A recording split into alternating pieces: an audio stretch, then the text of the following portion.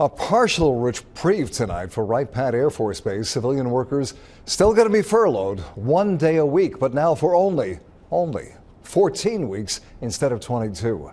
As Wale Aliou finds folks there think it's better, but they're still bitter.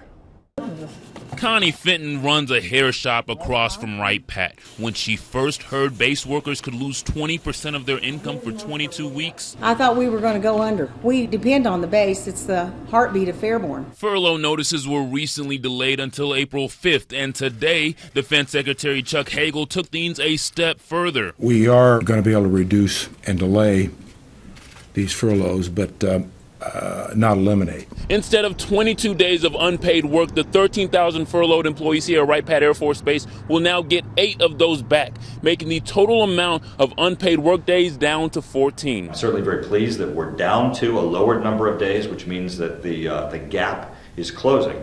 But this gap needs to be closed completely. Dayton Congressman Mike Turner says last week Congress passed a funding bill that shifted $10 billion to operations and maintenance accounts.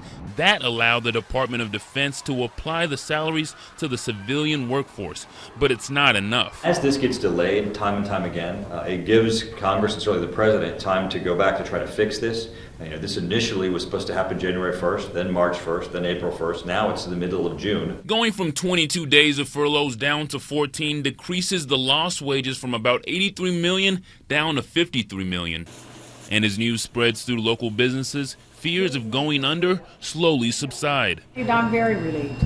Very. Relief for now, but they would still like to go from 14 days down to 0. In Fairborn, Wale Aliou, Fox 45 News.